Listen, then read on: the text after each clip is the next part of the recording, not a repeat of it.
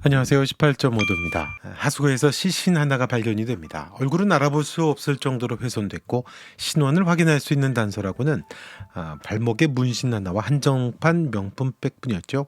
경찰이 그 시신을 사라킴이라고 지목을 합니다. 그런데 조회를 해보니까 이상한 결과가 나옵니다. 사라킴이라고 하는 사람은 이 세상에 존재하지 않는 인물이었습니다. 아이러니하죠. 존재하지 않은 인물과 유명한 이름이 공존을 합니다. 드라마 레이디 도어는 이 기묘한 장면에서 시작이 됐는데요. 8부에 걸쳐서 한 가지 질문을 끈질기게 파고듭니다. 이름이죠. 우리가 믿고 있는 이름은 과연 진짜인가? 이 드라마가 풀어놓는 이야기를 따라가다 보면 결국 그 질문이 스크린 속의 인물이 아니라 우리 자신을 향하고 있다는 것을 알게 됩니다. 우리는 보통 이름을 그냥 호칭이라고 생각합니다. 누군가를 부를 때 그럴 때 쓰는 단어 정도로 생각하죠. 그런데 조금만 더 들여다보면 이름은 그보다 더 훨씬 무거운 걸 품고 있습니다. 이름은 내가 어떻게 살았는가의 축적이죠. 내가 해온 선택들, 또 맺어온 관계들, 이뤄놓은 것들, 심지어는 저질러온 실수들까지도요.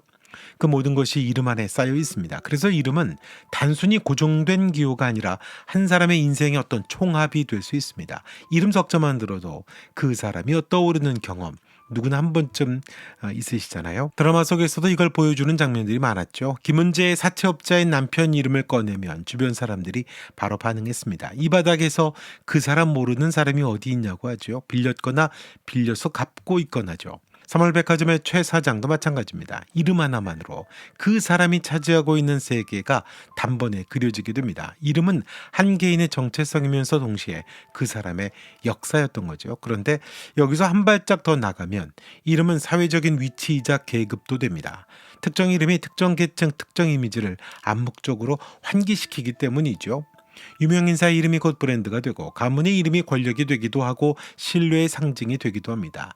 이름은 단순히 개인의 것을 넘어서 사회적 자산이 되는 순간이 있는 겁니다. 백화점 명품관에서 일하면서 매일 명품을 팔았지만 정작 자신은 그것을 살 수 없는 위치에 있죠. 화장실에 가고 싶어도 마음대로 갈 수가 없었습니다. 그로 인해서 5천만 원까지 배상해야 되는 그런 비극, 그게 그녀의 삶이었습니다. 그녀가 진열된 명품백을 바라보면서 그때 품었던 생각은 단순한 무력이 아니었죠. 가방에 어울리는 사람으로 살겠다였습니다. 그건 계급 이동의 어떤 선언이죠. 목표였죠. 그 목표를 실행하기 위해서 그녀가 가장 먼저 한 일이 바로 이름을 바꾸는 것부터였습니다. 모카이에게 자신의 본명은 지우고 싶은 과거 그 자체였죠.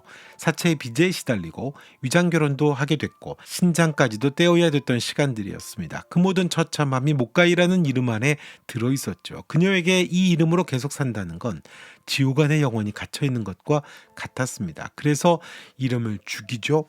모카이를 실종 혹은 자살로 처리합니다. 김은재라는 이름을 거쳐서 최종적으로는 사라킴이라고 하는 완전히 새로운 인물로 태어나게 됩니다. 옥스퍼드 출신의 엘리트, 글로벌 명품 브랜드 부두아의 아시아 지사장, 화려한 경력, 완벽한 이미지, 흠잡을 것 없어 보이는 서사, 과거의 흔적이 어디에도 없죠. 여기서 잠깐 생각해 볼 게 있습니다. 이름을 바꾼다는 건 단순히 불리는 호칭을 바꾸는 게 아니죠. 자기가 살아온 시간을 통째로 부정하는 것이기도 합니다. 좋았던 기억이든 나빴던 기억이든 그 이름 안에 쌓여있던 모든 걸 한꺼번에 내다버리는 행위죠. 모카이는 자신의 과거가 너무 고통스러웠기 때문에 그렇게 할 수 있었을 겁니다. 하지만 과거를 버린 자리에 남는 건 뭘까요? 진짜 자기가 경험한 것들은 전부 지워버리고 한 번도 살아본 적이 없는 허구의 역사를 자기 것으로 말해야 되는 삶입니다. 이름을 바꾸게 되면 자유로워지는 게 아니라 평생 들킬까봐 조마조마해야 하는 또 다른 감옥에 들어가게 되는 겁니다. 사라킴이 만든 브랜드 이름이 부두아죠. 프랑스어로 남에게 보이지 않는 은밀한 내실 그런 장소를 뜻하는 말이죠. 이름이 좀 의미심장하죠. 사라킴 자체가 진짜 얼굴을 숨기고 가짜로 살아가는 사람이었잖아요. 브랜드 이름부터가 자신의 존재 방식을 고백하고 있었던 셈입니다. 사라는 이 브랜드에 100년 전통의 영국 왕실 브랜드라고 하는 서사를 입혔던 거죠. 당연히 거짓입니다. 하지만 이 거짓은 놀라울 정도로 잘 작동하죠. 사라킴은 사람들의 심리를 정확히 꿰뚫고 있었던 겁니다. 사람들은 실체를 확인하고 싶어 하는 게 아니죠. 실체보다 그럴듯한 환상을 더 믿고 싶어 합니다. 그 브랜드가 자기가 되기를 원하기 때문이죠. 복잡하고 비루한 진실보다 아름답고 밝히고 정리된 이야기, 그 서사를 선호한 거죠. 그리고 가장 치명적인 한 수가 있었죠. 사라가 단순히 제품을 만든 게 아니라 자기 자신을 브랜드 그 자체로도 연결합니다. 사라킴이라는 사람과 부두아라고 하는 브랜드가 분리할 수 없는 하나가 됩니다. 자, 이 드라마에서 사라킴만이나 비극적이면서 비슷한 인물이 후반에 나오죠. 김미정입니다. 김미정은 사라킴의 삶을 동경한 나머지 사라와 똑같은 문신을 새기고 똑같은 스타일을 연출합니다. 사라킴의 삶을 통째로 훔쳐서 자기 것으로 만들려고 하죠. 여기서 소름 끼치는 대칭이 보입니다. 모카이가 과거를 지우고 사라킴이 됐듯이 김미정은 자기 자신을 지우고 사라킴이 되려고 합니다. 방향은 다른데 궤적이 같죠. 타인의 이름을 빌려서라도 지금의 자기가 아닌 다른 존재가 되고 싶다는 욕망. 김미정은 사라킴의 거울이자 그림자였던 겁니다. 욕망이 어떻게 인간을 복제된 가짜로 만드는지를 아주 적나라하게 보여주는 존재였던 거죠. 결국 김미정은 사라킴과의 충돌 끝에 목숨을 잃어버리게 됩니다. 자기 이름을 버리고 타인의 이름을 훔치려 한 대가치고는 무척 잔인하죠. 얼굴을 알아볼 수 없을 정도로 보이는 그런 정체성이 망가져버린 겁니다. 정체성을 잃어버린 시체가 된 거죠.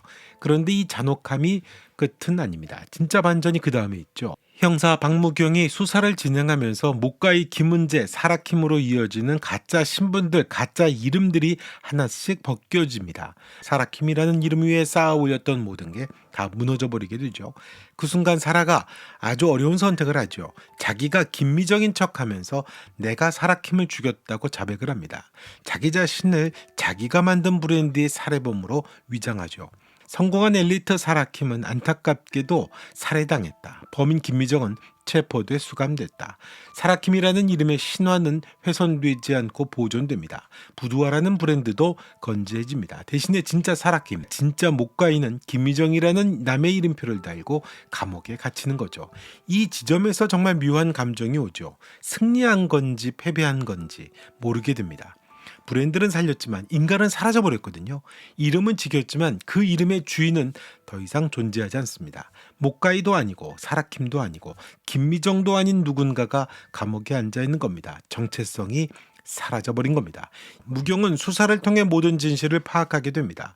사라킴이 모카이라고 하는 것도, 자백이 거짓이라는 것도, 부두아의 서사가 처음부터 꾸며진 것이라는 것도 전부 알게 되죠. 그런데 무경은 이 진실을 세상에 알리지 않습니다. 왜 그럴까요? 그에게도 욕망이 있었기 때문입니다. 사건을 깔끔하게 종결시키게 되면 승진이 보장이 되죠. 사회적인 지위도 공고해집니다. 커리어에 흠이 생기지 않게 되죠. 진실을 밝히는 정의로운 선택과 거짓을 묵인하는 실리적인 선택 사이에서 무경이 후자를 택한 거죠. 결과적으로 무경의 침묵은 사라킴이 만든 거짓 서사를 공식적인 사실로 확정시켜주는 마침표 역할을 합니다. 법 집행자가 거짓을 승인한 거죠. 범인을 잡았다는 실적을 무경은 챙기고 브랜드를 살렸다는 결과를 사라가 챙깁니다. 진실은 두 사람 사이에서 조용히 묻혀버리게 되는 거죠. 진실보다 자기 이익을, 욕망을 택한 겁니다. 자신을 유능한 형사라고 하는 사회적 브랜드로 유지하게 됩니다. 어느 누구도 피해자는 없었거든요. 방식이 달랐을 뿐 욕망의 본질은 같았던 거죠. 마지막에 무경이 사라킴을 보면서 이름이 뭐냐고 물어보는 아주 중요한, 이 드라마 전체에 있어서 가장 의미심장한 대목이 나옵니다. 이름에는 두 가지의 종류가 있습니다. 첫 번째는 내가 소비하는 이름입니다. 내 이름으로 산다는 건 내가 선택한 가치와 행동이 그 이름에 그대로 쌓이는 삶을 말하죠. 다른 사람의 기준이 아니라 내 기준에 맞춰서 사는 겁니다. 때로는 실패할 수도 있고 남들이 보기에 초라할 수도 있고, 하지만 그래도 이게 나였어 라고 말할 수 있습니다. 이때 이름은 결과가 아니라 과정의 기록이죠. 좋든 나쁘든 그 이름은 내가 감당한 시간들의 총합이 됩니다. 두 번째는 타인이 소비하는 이름입니다. 사람들이 나를 어떻게 생각하게 될까? 어떻게 볼까? 이 선택이 내 이미지에 도움이 될까? 내 커리어에 흠이 되지는 않을까? 이런 질문이 앞서기 시작하면 이름은 더 이상 존재의 기록이 아니라 관리 대상이 됩니다. 브랜드처럼 다뤄지는 거죠. 흠집은 숨기고 좋은 면은 강조하고 불편한 진실은 정리됩니다. 그렇게 관리된 이름은 분명 매끄러워는 보이죠. 하지만 공허하죠. 살아낸 결과가 아니라 설계된 이미지이기 때문입니다. 사라킴의 이름이 정확히 이거였죠. 옥스퍼드 출신 왕실 브랜드, 완벽한 엘리트, 타인이 소비하기에 더할 나위 없이 좋은 서사였습니다. 하지만 그 이름 안에 목가이가 실제로 살아낸 시간은 단 한 조각도 들어있지 않죠. 화려하지만 텅 빈 이름이었던 겁니다. 부두아라는 브랜드가 있었지만 부두아 안에 목가이는 없죠. 사실 이건 드라마 속의 이야기만은 아니죠. 결국 드라마가 하려는 이야기입니다만 소셜미디어가 발달한 지금 우리 모두의 이름이 조금씩 이쪽으로 기울고 있지 않나 하는 거죠. 실패는 삭제하고 성공은 확대하고 보여주고 싶은 모습만 골라서 올리잖아요. 그렇게 쌓인 이름은 정체성이라기보다는 사회적인 포지션에 가까워집니다. 나라는 브랜드죠. 문제는 그 이름과 실제 내가 멀어질수록 내가 나를 설명하기가 점점 더 어려워진다는 겁니다. 우리는 사회적인 존재죠. 승인받고 싶고 인정받고 싶어 합니다. 다른 사람이 나를 긍정적으로 바라봐주면 마음이 안정되죠. 자연스러운 일입니다. 그래서 우리는 무의식적으로 잘 팔리는 버전의 나를 다듬게 됩니다. 조금 더 괜찮아 보이는 쪽으로, 조금 더 인정받을 수 있는 쪽으로. 그렇죠.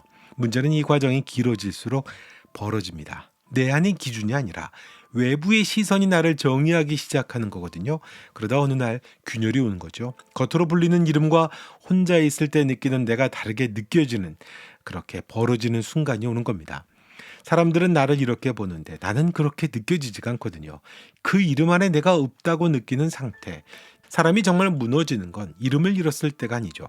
이름은 있는데 그 이름이 나보다 시장에, 사회에 더 가까울 때가 아닐까요? 타인의 기대에 최적화된 이름으로 살아갈 때 말이죠. 깔끔하고 성공적이고 흠이 없어 보이는 이름.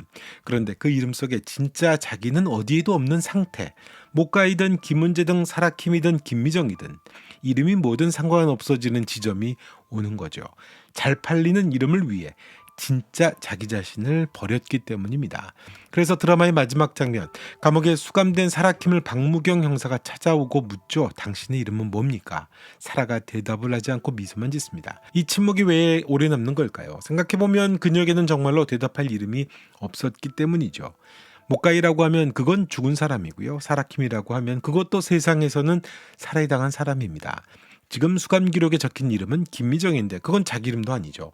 너무 많은 이름을 거쳐봤기 때문에 어떤 이름을 말해도 그게 진짜 자기라는 걸 증명할 수가 없죠.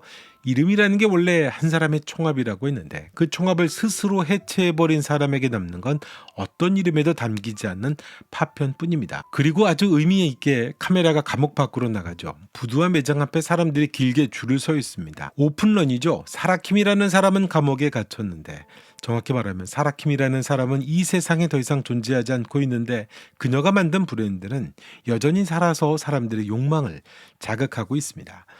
사람은 사라졌는데 브랜드는 남았죠. 실체는 감옥에 있는데 허상은 거리에서 환호받고 있습니다. 당신의 이름은 뭡니까? 이 질문은 사라킴 한 사람에게만 향하는 건 아니죠. 무경 자신에게도 향하는 질문입니다.